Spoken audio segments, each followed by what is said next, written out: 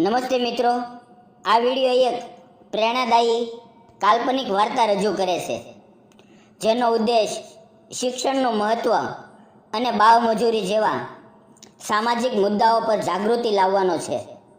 આ વાર્તા કોઈ વ્યક્તિ, સમુદાય કે સંસ્થાને ઠેસ પહોંચવાડવાના ઈરાદે બનાવવામાં આવી નથી.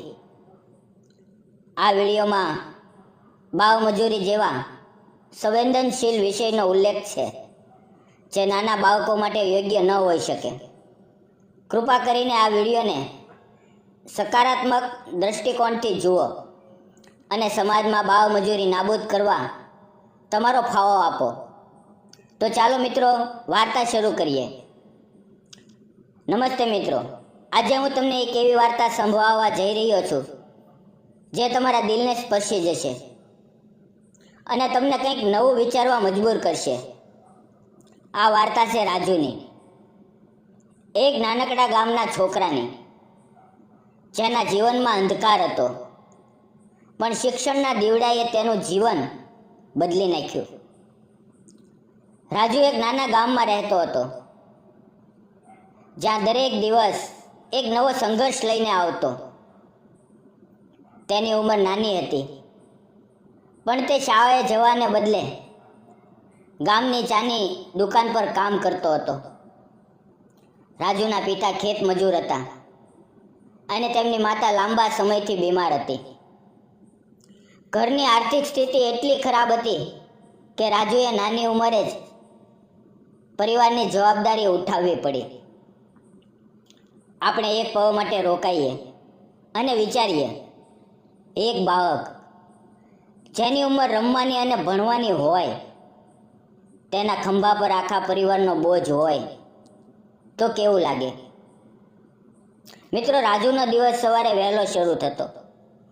ઠંડા પાણીથી ચાના ગ્લાસ ધોવા, ગેસ પર ચા બનાવી અને ગ્રાહકોને બિસ્કિટ પીરસવા, આ બધું તેના નાના હાથો કરતા. દુકાનનો માલિક કડક હતો અને રાજુને ઝડપથી કામ કરવું પડતું. પણ રાજુના દિલમાં એક સપનું હતું, શાળામાં જવાનું, નવી બેગ ખંભે ટાંગીને પુસ્તકો વાંચવાનું અને શિક્ષકોની વાતો સાંભળવાનું. જ્યારે તે બીજા બાળકોને શાળાએ જતા જોતો, ત્યારે તેની આંખોમાં ચમક આવતી, પણ તે ચૂપચાપ ચા બનાવવા પાછો લાગી જતો. અહીંયા એક સવાલ તમારા માટે છે. શું તમે ક્યારે કોઈ એવા બાળકને મળ્યા છો જે શાળાએ જવા માંગે છે પણ પરિસ્થિતિના કારણે ન જઈ શકે? કોમેન્ટમાં મિત્રો જરૂર જણાવજો. એક દિવસ ચાની દુકાન પર એક યુવાન મહિલા આવી. તેનું નામ હતું નીતાબેન અને તેઓ ગામની શાળામાં શિક્ષિકા હતા. નીતાબેન રોજ ચા પીવા આવતા અને રાજુ સાથે હળવી વાતો કરતા. એક દિવસ તેણે રાજુને પૂછ્યું, રાજુ, તું શાળામાં કેમ નથી જતો? તારી ઉંમરના બાળકો તો ભણે છે, નવું શીખે છે. રાજુ શરમાઈ ગયો. તેણે ધીમા અવાજે કહ્યું, દીદી, મારે ઘર ચલાવવું પડે છે, શાળા જવાનો સમય ક્યાંથી મળે? નીતાબેનની આંખોમાં એક ખાસ ચમક હતી. તેણે રાજુને કહ્યું, રાજુ, શિક્ષણ એ એક દીવો છે જે તારા જીવનનો અંધકાર દૂર કરી શકે છે. તું મને એક તક આપ, હું તને શાળામાં લઈ જઈશ. રાજુએ થોડો ડર લાગ્યો. તેને લાગ્યું કે આ બધું તેના જેવા ગરીબ બાળક માટે શક્ય નથી. પણ નીતાબેનના શબ્દોમાં એટલો વિશ્વાસ હતો કે રાજુએ હિંમત કરી અને હા પાડી. બીજે દિવસે નીતાબેન રાજુના ઘરે ગયા અને તેના માતા પિતા સાથે લાંબી વાતચીત કરી. તેમણે સમજાવ્યું, રાજુનું ભવિષ્ય શિક્ષણથી જ બની શકે છે. તમે ચિંતા ન કરો, હું તેની શાળાની ફી, યુનિફોર્મ અને પુસ્તકોની વ્યવસ્થા કરીશ. રાજુના પિતા શરૂઆતમાં રાજી નહોતા. તેમને લાગતું હતું કે રાજુની કમાણી વગર ઘર નહીં ચાલે.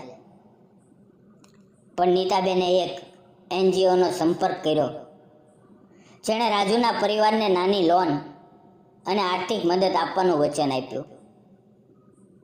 આખરે રાજુના માતા પિતા માની ગયા અને રાજુને શાળામાં દાખલ કરવામાં આવ્યો. મિત્રો, આ ક્ષણે થોડું રોકાઈ અને વિચારીએ કે નીતાબેન જેવા લોકો આપણા સમાજમાં ખરેખર ફરક લાવે છે. તમે આવા કોઈ વ્યક્તિને ઓળખો છો જે બીજાના જીવનમાં પ્રકાશ ફેલાવે છે? કોમેન્ટમાં શેર કરજો. શાળાનો પહેલો દિવસ રાજુ માટે જાણે કોઈ સપનું હતું. નવો યુનિફોર્મ, ખંભે ટાંગેલી બેગ અને પુસ્તકોની ગંધ, આ બધું તેના માટે નવી દુનિયા હતી. શરૂઆતમાં ભણવું તેના માટે સરળ નહોતું. આખરે તે ઘણા વર્ષોથી શાળાથી દૂર હતો. પણ નીતાબેન રોજ સાંજે તેને ભણાવવા આવતા. તેમને ગણિત, ગુજરાતી અને વિજ્ઞાનની નાની નાની વાતો એટલી સરળ રીતે સમજાવી કે રાજુને ભણવામાં રસ પડવા લાગ્યો. એક દિવસ શાળામાં વિજ્ઞાન પ્રદર્શન યોજાયું.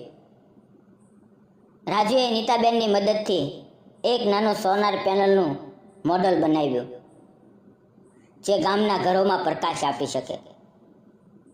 જ્યારે શિક્ષકો અને ગામના લોકોએ રાજુનું મોડલ જોયું ત્યારે બધા આશ્ચર્યચકિત થઈ ગયા.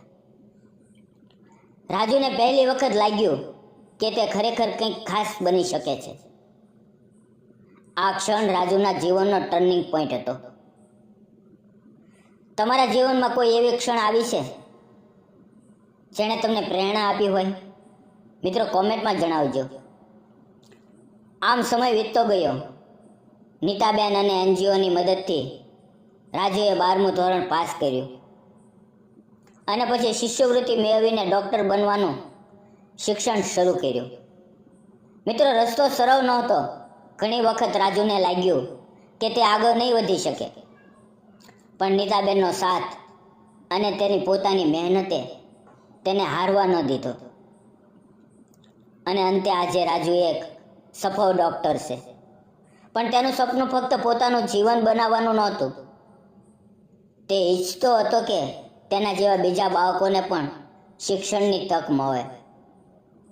આજે રાજુએ તેના ગામમાં એક મફત શિક્ષણ કેન્દ્ર ખોલ્યું છે જ્યાં ગરીબ પરિવારના બાળકો ભણી શકે. નીતાબેન હજી પણ તેની સાથે છે અને બંને મળીને ગામના દરેક બાળકને શિક્ષણ આપવાનો પ્રયાસ કરે છે. રાજુના માતા પિતા આજે તેના પર ગર્વ અનુભવે છે અને રાજુ નીતાબેનનો હૃદયથી આભારી છે જેમણે તેના જીવનમાં પ્રકાશ લાવ્યો. મિત્રો, એક વાત યાદ રાખીએ, બાળ મજૂરી એક અભિશાપ છે જે બાળકોનું ભવિષ્ય છીનવી લે છે. શિક્ષણ દરેક બાળકોનો અધિકાર છે. આપણે બધાએ મળીને આવા બાળકોને તેમના સપના પૂરા કરવામાં મદદ કરવી જોઈએ. એક નાનકડી શરૂઆત પણ મોટું પરિવર્તન લાવી શકે છે.